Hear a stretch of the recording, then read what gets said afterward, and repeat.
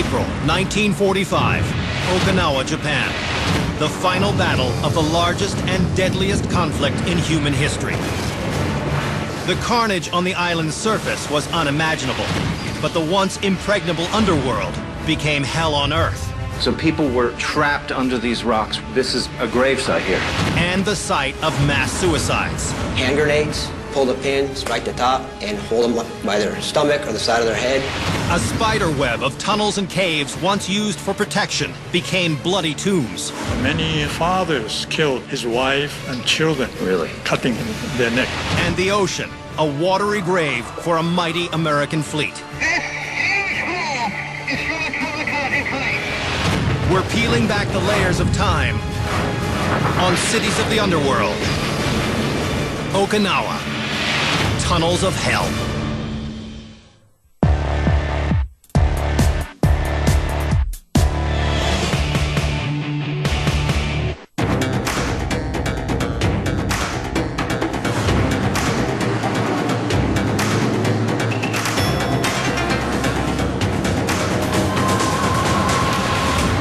I'm Don Wildman, and that is Okinawa, the last stand of the Empire of Japan.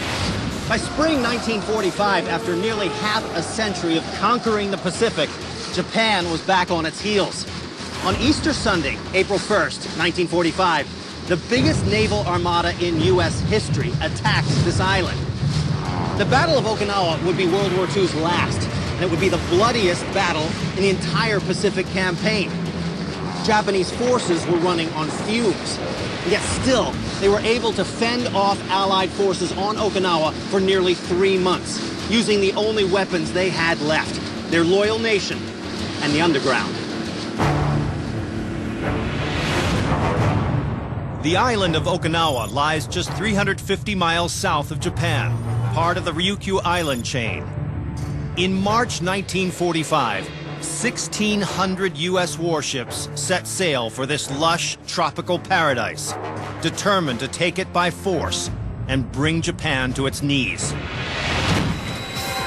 The Nazis were on the brink of defeat in Europe, and Japan was the final Axis power left. This was the last stand of World War II.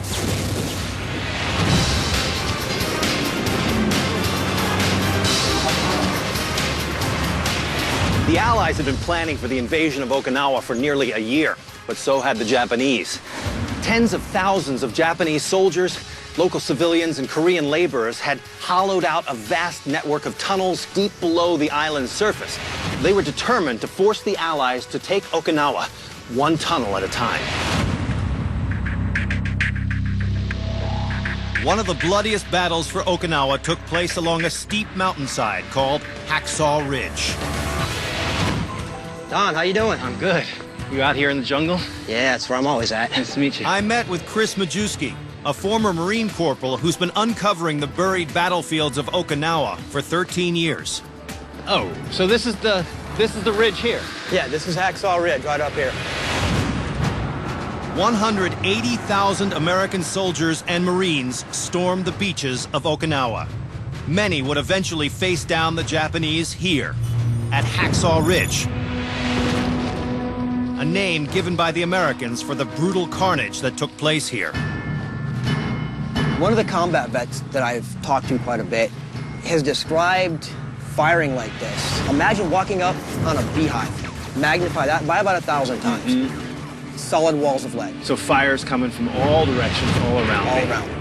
A lot of times they're so well camouflaged, you have no idea where they're at. This way. This is the entrance down here? Yeah, we're gonna have to shut down the cameras. Oh, yeah? Yeah, we can't film where the actual location of the cave is at. Why is that? They don't want a whole bunch of folks coming up here, playing around the caves, possibly people getting hurt. Sure. After the war, many of the tunnels were sealed and forgotten. Few have been allowed to explore them. They are considered highly dangerous and are closed to the public.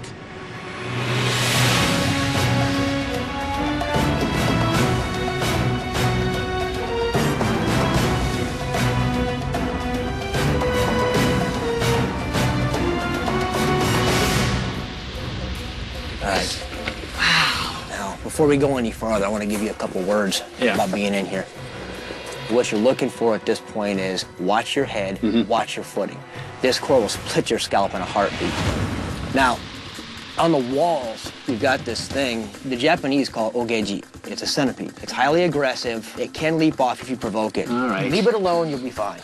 Now, the other worry inside these caves, of course, is ordnance. The Japanese didn't booby-trap the caves per se, but they did store grenades, anti-tank gun rounds, in some cases artillery rounds inside here. Yeah. You just gotta watch where you step. All right, centipedes and grenades I'm watching out for.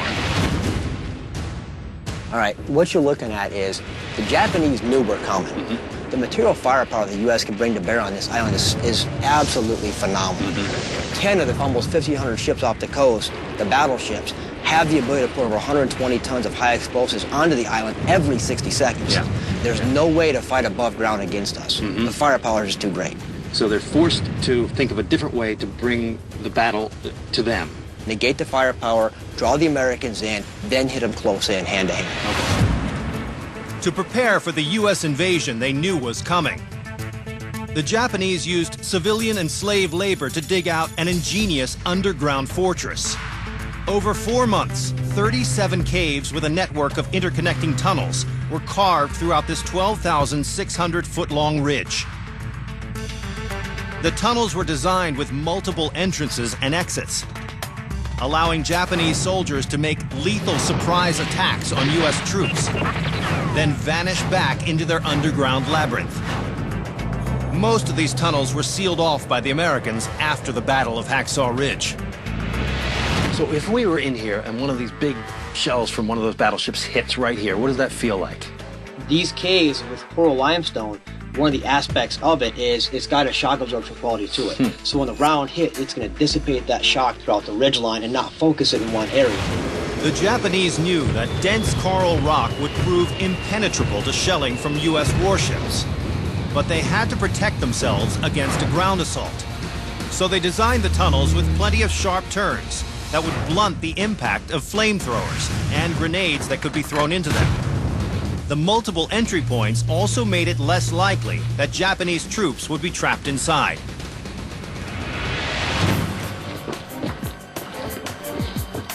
And I see daylight over here. Okay, so this is the exit on the other end. Right, and stuff like this will allow the Japanese as we overtake the ridgeline. Collapse! Oh, really? It collapsed. Yeah, right? Damn, look at that. Keep your head down. All There you right. go. So that's what you got to be careful with up here. Right. As well as they were built, without regular maintenance and reinforcements, the tunnels will eventually collapse from the weight of the mountain above.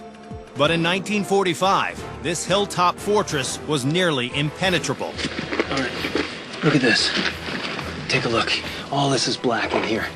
This is from the flamethrowers that were used to take over these caves from the GIs. I mean, they're shooting flame right down. This entire wall is all blackened ash. It must have taken unimaginable courage for the attacking U.S. soldiers to fight their way up to the caves, advancing through a hail of machine gun and sniper fire, eventually reaching the dark confusion of the tunnels, not knowing what horrors lay ahead. Your flamethrower man steps up. Okay. Now, he's got a bad job. He's got a life expectancy of 2 weeks when he hits combat. We're sitting in this cave. It's dark. We're looking out. If he's standing up here, he's silhouetted. Yeah. He's done. For Japanese soldiers, this was a fight to the death. A battle they thought they'd never lose because they believed their emperor was a living god, and they knew they were their nation's last line of defense. Japanese employed tactics on this ridgeline, including dropping human waste off the top onto our guys down below. Like medieval times. Right, castle siege. This is the front yard. After this, we're in mainland Japan. Yeah. And that is the house. You got to figure, if you're defending your front yard, and in your house is your wife, your kids, your mom, and your grandma, Yeah. you're going to fight with everything you've got. And the thing about it was, it worked.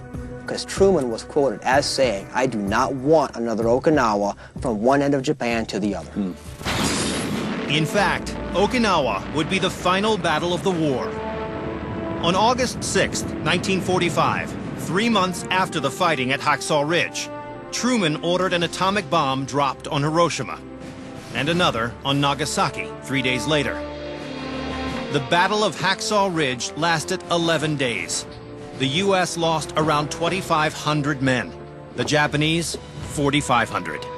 Wow. So over 7,000 men in 11 days. Right. Counting both sides. Right. Just for this ridge. Just for this ridge. Incredible.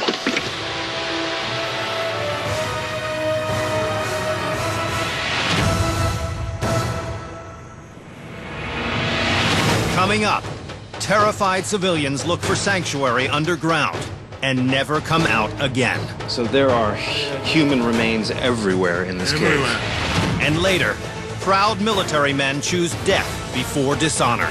To die for the emperor is the highest honor.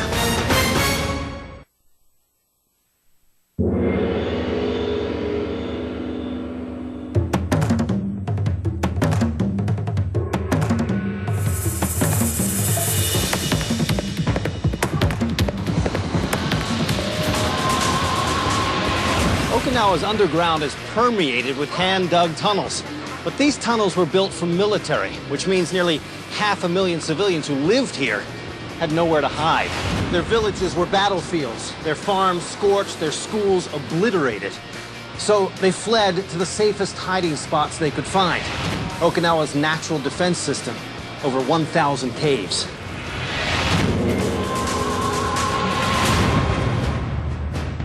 One large natural cave on Okinawa lies near the town of Itaman on the southernmost tip of the island. From March to May 1945, as Allied forces drove the Japanese army further south, local villagers in this area fled their homes for a well-hidden underground cavern called Todoroki. It was the only way for Okinawans to survive the brutal battle raging above. But in the end, the caves themselves would turn into hell on earth. The villagers had walked into their own graves. I'm meeting with an Okinawan named Zenichi Yoshimine. He was 13 when the Americans landed here and spent most of 1945 on the run with his family before they eventually surrendered days after the battle's end. He's agreed to share with me his story and the brutal account of Todoroki Cave. Konnichiwa, Konnichiwa. Yoshimine-san. I do. Nice to meet you, Nice Don to Wells. meet you. Hi, I love your car. Thank you. Very It's nice. 39 years old. Vintage VW. Yoshimine-san, what does this look like in World War II? World War II, you have no trees at all. It's like a volcano here. This has all been blasted Yes, away. all destroyed, now covered with green. And the cave entrance is right down here. Right, right. The Empire's propaganda machine had taught local Okinawans that Americans were beasts. So for them, venturing into these dark, dank caves was a far better fate than facing the American army. Everybody knows about the military side of the battle for Okinawa. But the other side of the story is about civilians. These people were trapped in the middle of two raging powers. And where did they go for safety but underground? If I was a civilian, an Okinawan, looking for cover, this would be the last daylight I saw.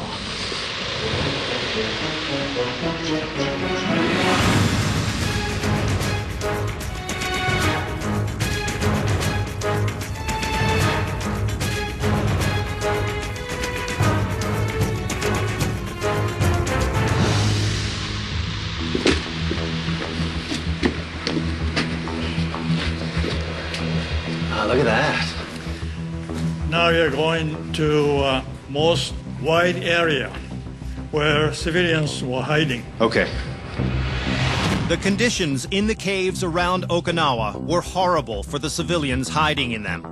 And Todoroki was no exception.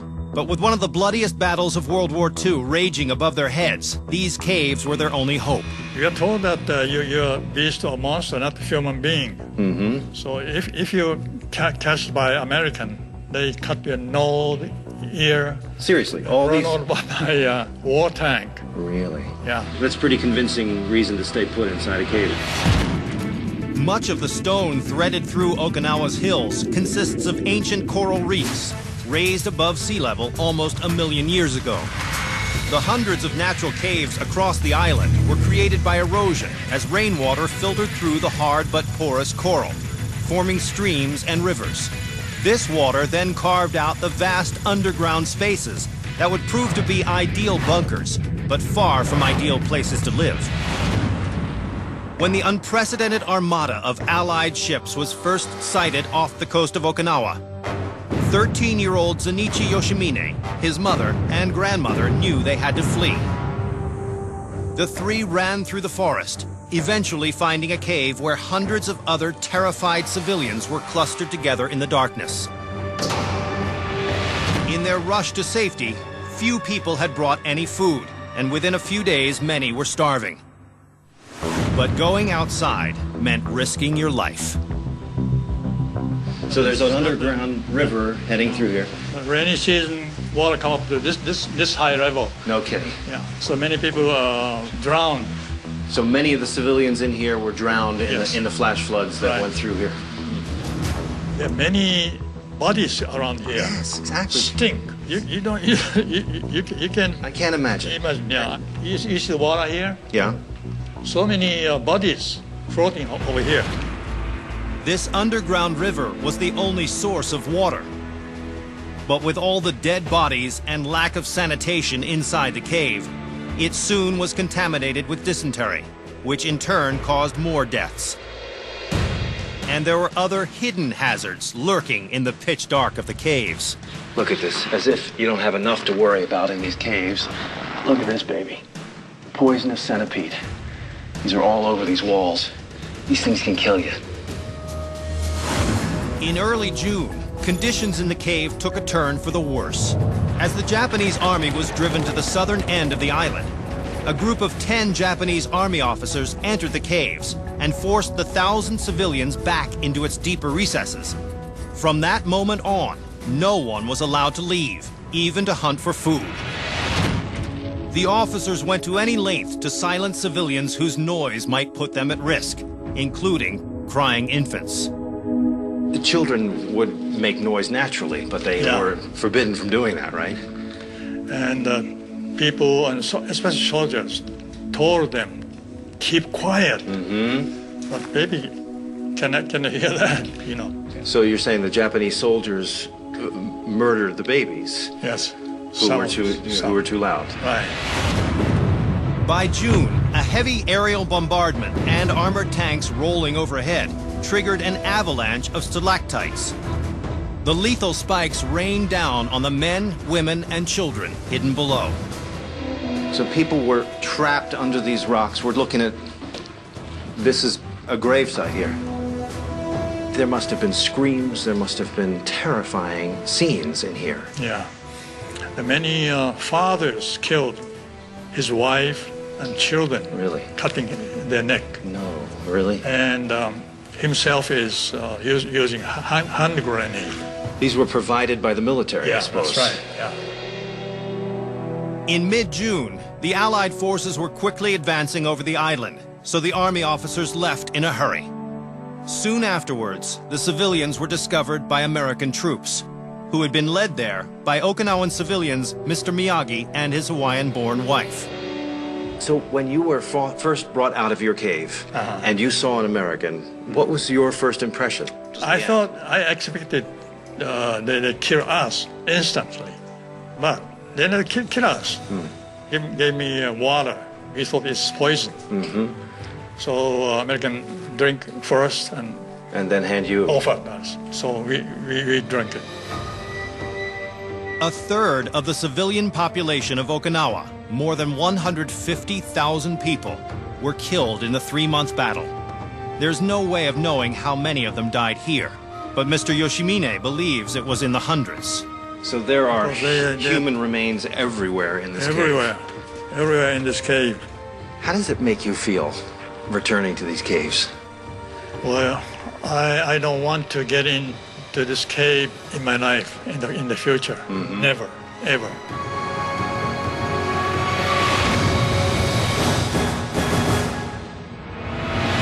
Coming up, the final days inside the Japanese Navy's super bunker. So hand grenades went off in this room? Right. Pull the pin, strike the top, and hold them by their stomach or the side of their head because the shame of defeat is completely unbearable. Wow. And later, a mission of mercy becomes a descent into hell. And at first she thought it was food for the patients and started mixing cyanide. To kill them? To kill them. Exactly.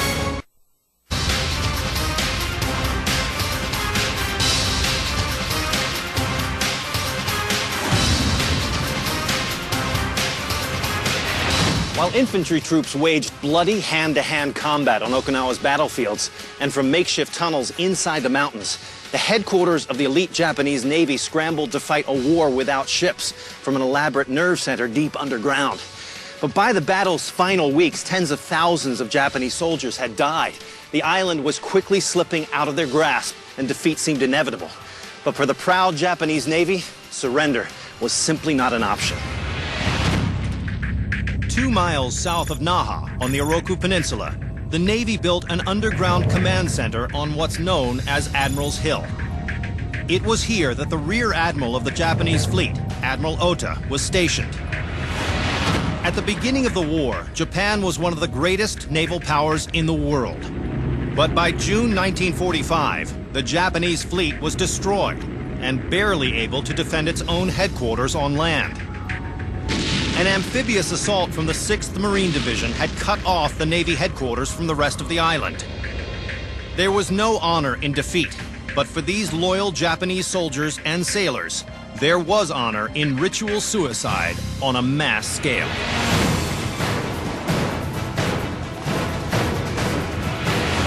Right under this hill here is the Japanese naval headquarters, the tunnels that were burrowed in here.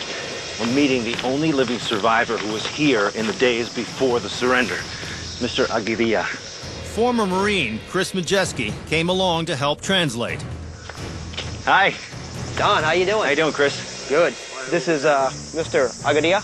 Agariya-san. Very nice to meet you. An honor. Thank you. This is the entrance to the headquarters. Hi. Okay. Let's go in.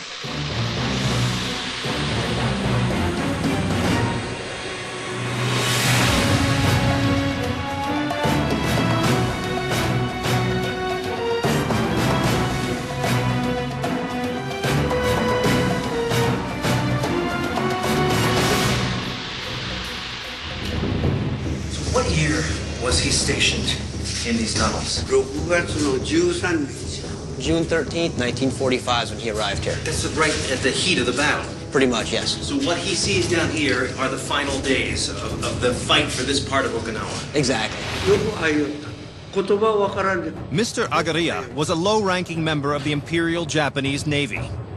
When the once proud Navy was left with nothing, it was his job and the job of his fellow soldiers to defend the base. Well, already, I mean, this is different from any tunnel on the island because of the design. I mean, you're in a headquarters. You're gonna have more of the creature comforts because you've got the rear admiral down here. Right. Unlike the tunnels at Hacksaw Ridge or the caves where civilians were hiding, the Navy headquarters was a vast and sophisticated network of concrete-lined tunnels. At depths of up to 100 feet, the explosions raging outside would have little impact down here. Some of the tunnels reached 1,000 feet long, complete with ventilation and electricity. They ran between a series of large rooms, including the Admiral's private quarters, the command center, code and radio rooms, kitchen, medical area, and dormitory. Some of these other tunnels are closed off. Oh yeah, here we go. Well, they got permission to take a look down in them. Yeah. Look at this place. All this below me is all basically the runoff from rain. You know, this is 60 years of mud that I'm standing on. Look at this. Stuck in the mud. Carefully, I remove. These are old bullets. So, you know you're walking on top of bullets and grenades and God knows what kind of ordnance in these places. These are unexplored tunnels, and that's why you have to be careful. It can literally blow up down here. Today, parts of the Imperial Naval Headquarters are crumbling and littered with deadly explosives. Yeah, you good? Okay, you're clear after this. But 60 years ago, this was an underground fortress, probably the safest place on the island. While U.S. naval operations were being coordinated between the mighty battleships surrounding Okinawa and the Pentagon in D.C., the Japanese Navy plotted its defense strategy from this small underground room. So how deep are we here? From the top of the hill, from where we are right now, about 90 feet deep, and we're about 70, 75 feet from the side of the hill. And this hill suffered intense bombardment. Oh, yes, And most yet there's no definitely. damage down here. Right. No damage from the bombardment, but I see these holes over here. What is this? He says this is hand grenades. So hand grenades went off in this room. Right. What he says, there's 3 ways that they're committing suicide. Hand grenades, and they'll pull the pin, strike the top, and hold them by their stomach or the side of their head. And this is what he said this is. Yes. The other 2 types, he said kusuri. Kusuri is medicine. What he's talking about is poison. The last one is put a pistol to their head and pull the trigger. Because the shame of defeat is completely unbearable.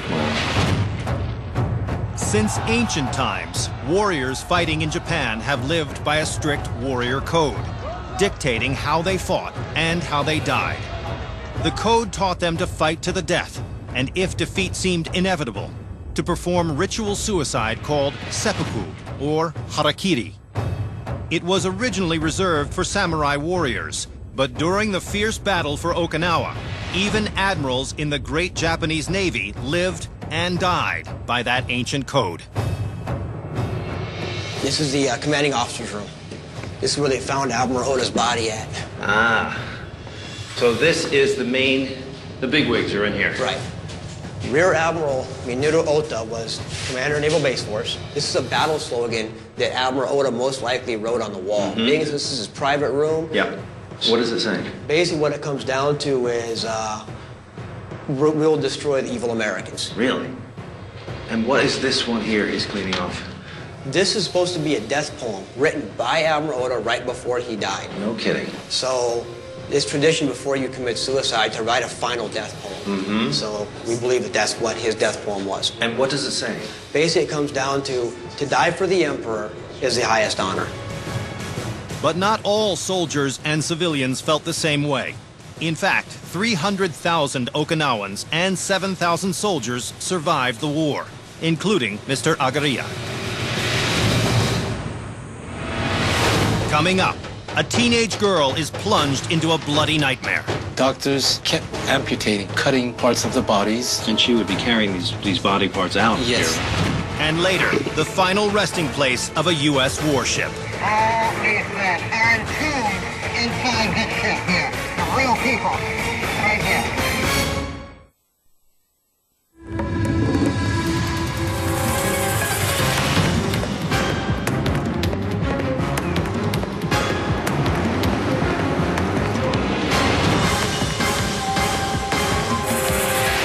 During World War II, school children all over Japan were taught that their empire was engaged in a holy war, and that it was just a matter of time before Japan and its sacred emperor would be victorious against their enemy, the Americans.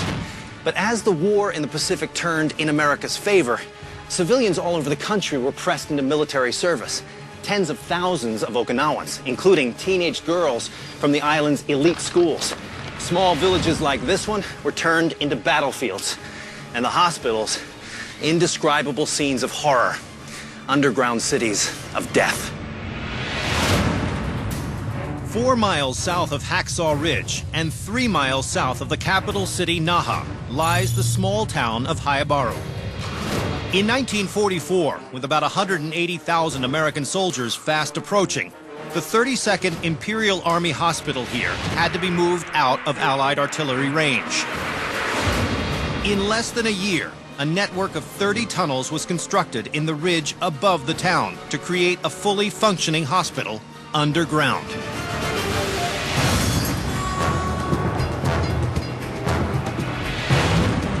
I'm a couple miles outside of Haebaru. That's the village over that way.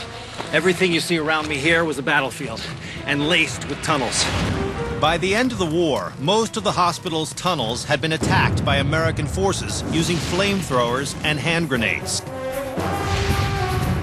Access to most of the hospital entrances had been blocked by debris. There's all these openings of these tunnels all around here.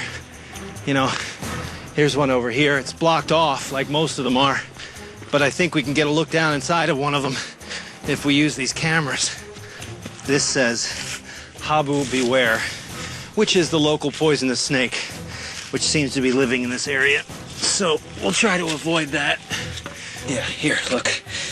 Here's the opening down there. With the help of our specialty SWAT camera, we are able to get a glimpse into one of those collapsed Army hospital tunnels. Inside of this would have been bunk beds, nurses' aides from the local town, running around inside, taking care of the sick and dying. If you could get down in there, dig around a little bit, who knows what you could find. What stories are down there? The history that could be told. Exactly what happened in this tunnel remains a mystery. But we were able to track down one of the very few survivors who worked in the hospital during the war. Now in her 80s, Hisa Suhako has never told her story on American TV. An honor to meet you. She brought along her translator, Tamio Ota. In 1944, 16-year-old Hisa was attending an elite girls' trade school with plans to become a teacher when the Army conscripted her and hundreds of girls like her to be nurses' aides. At the time that she was recruited, was it an underground hospital or above ground? 学徒としてですね。It was above ground at the beginning. So she had no idea what she was getting into. No, she had no idea at all. In March of 1945, as shells from the flotilla of U.S. battleships began to rain down on Okinawa, hospital workers, including 222 teenage girls like Hisa, scrambled to move patients into the tunnels. Can we go inside and see where you worked? なんてよろしいですか? Good. Yes. Okay, Shall we? follow you.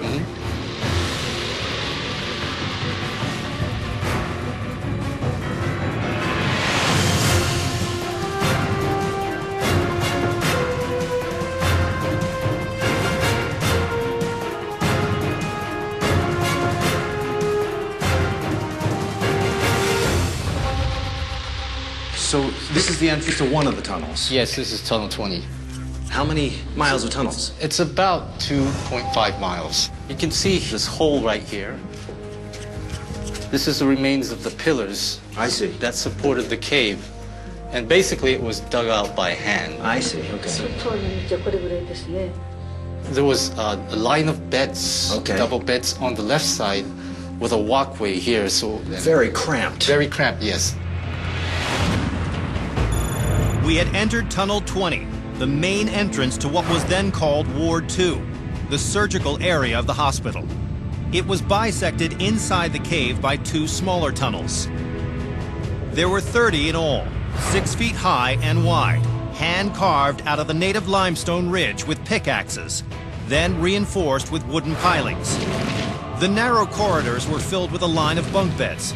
Because there were so many wounded and dying soldiers, they had to fit 2 soldiers on each bed. So in this little space, she's doing her nursing. Also together with many more other wounded people on the walkway. Unbelievable. Hisa's job was to help the nurses and patients in any way possible, like bringing them water and bandages. But because of the lack of medical supplies, especially basic disinfectants, wounded soldiers suffered from gangrene and other infections. As the battle raging above worsened, the body count began to pile up, overwhelming teenaged Hisa and the other aides. Once the supply of fresh water ran low, dysentery was rampant. ね、匂いとかですね。It was a very, very strong smell. Yes. That she remembers. Smell of blood. And pus and everything. And pus. Since they weren't able to move, they had to do the toilet in the bed. So she had to bring the bedpans and everything else.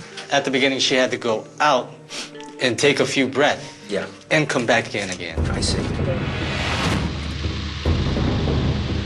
Towards the end of the 3-month battle, as hundreds of horrifically wounded soldiers flooded into the hospital, surgeons, nurses, and hundreds of teenage girls like Hisa worked feverishly around the clock for days on end, trying to save them.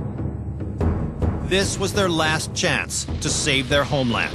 Doctors had to stand 24 hours and they just kept amputating. And she would be carrying these body parts out yes, here, right? She would be carrying them out. Oof.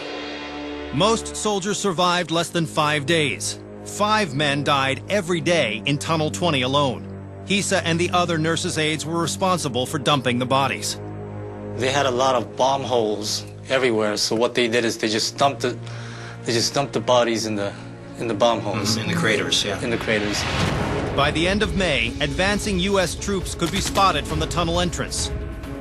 The medical staff fled, leaving the dying soldiers to face their fate alone, and ran back into the cave, where they were surprised to find 5 Japanese soldiers, including one high-ranking officer preparing a suspicious cocktail in cans of milk.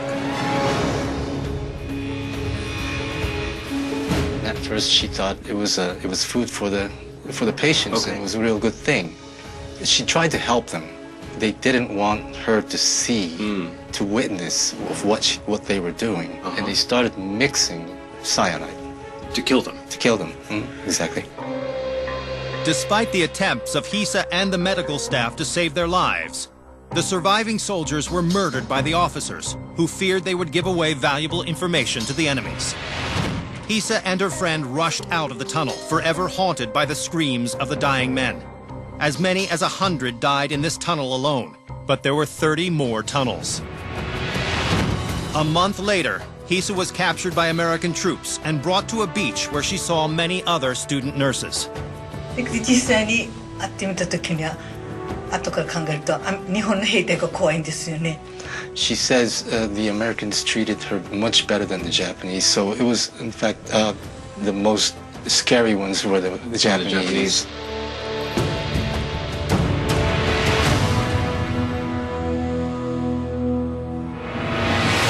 Coming up, we dive 150 feet to view death at the hands of Japan's fiercest warriors, the kamikaze.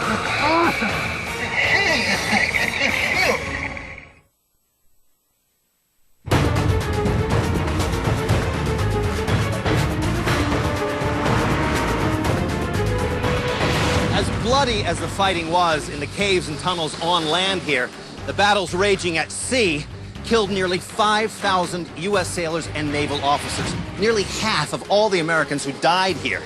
And the U.S. Navy lost more ships at Okinawa than in any other battle in its history.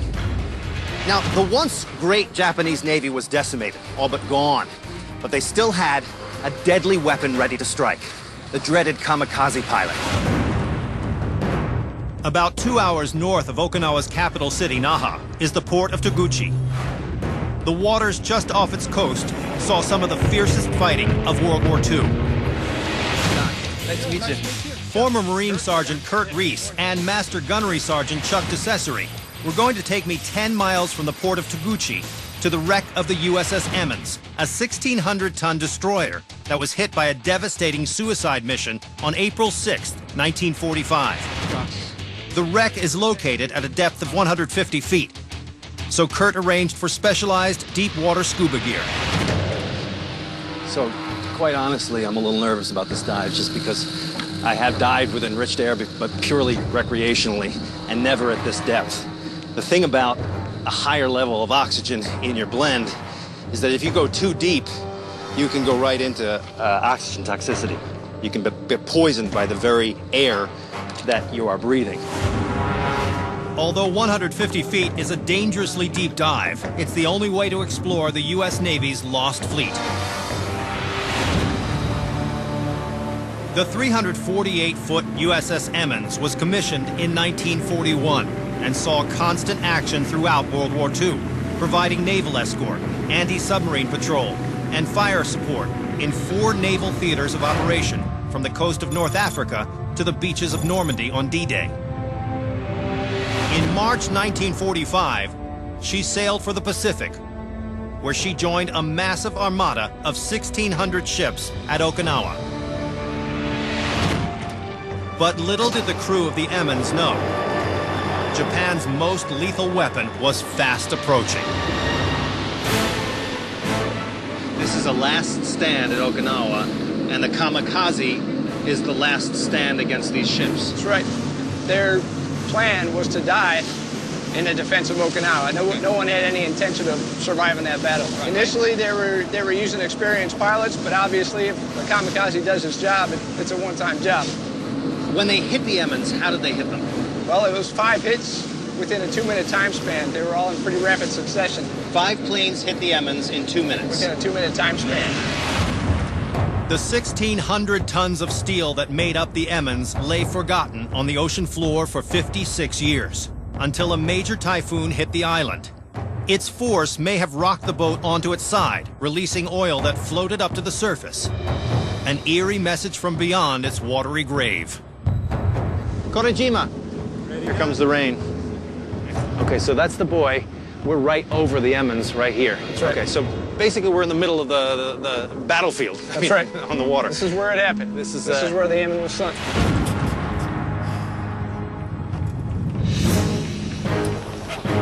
So when we get down there, can we go inside the ship, actually? We want to stay out of the ship, Don, for the main reason that it's a war grave for the 60 sailors that were killed on board. Sure. Not to mention the 5 Japanese pilots that are also entombed inside. All right, so out of respect, we stay on the outside. That's correct. And don't go exploring inside, okay? That's right. You ready? I'm ready. Let's do it.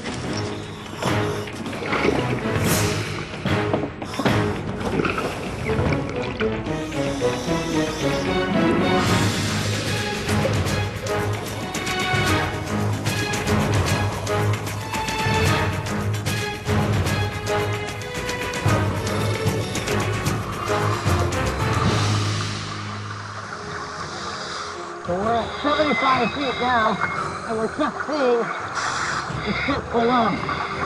That's the Emmons down there. It's awesome.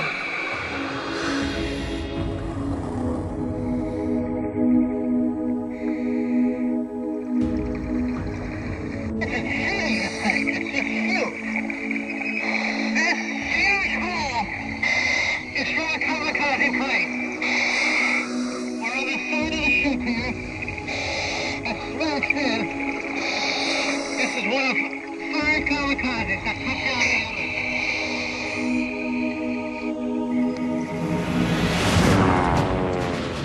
Emmons. Kamikaze pilots were the most infamous warriors of World War II. In Japanese, kamikaze means divine wind, and their suicide missions represented an act of total patriotic devotion. Nowhere did the kamikazes wreak more destruction than at the Battle of Okinawa. In the 2 days during which the Emmons was struck, 355 kamikaze pilots, flying planes loaded with bombs, explosives, and full fuel tanks, deliberately crashed into naval targets, hitting 22 U.S. ships and sinking 11. It was one of the deadliest attacks in U.S. naval history. Over 60 years after it sank, the Emmons is still largely intact. Most of the 60 crew members that died that day are still buried inside. Dedicated in honor and memory of our shipmates of USS Emmons DD-457, lost in battle April 6, 1945. These long lines of men, all these men entombed beneath me inside this ship here.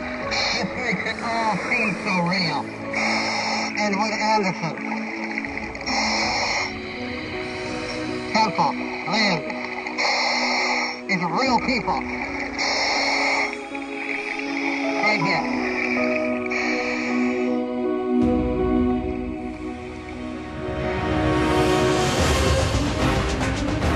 More lives were lost in the Battle of Okinawa than in the atomic bomb attacks of Hiroshima and Nagasaki combined. 12,000 Americans, 120,000 Japanese soldiers, and 150,000 Okinawan civilians. Today, only collapsing tunnels, buried fortresses, crumbling caves, and a handful of survivors are left to describe the living hell that raged on their small island, above ground and below.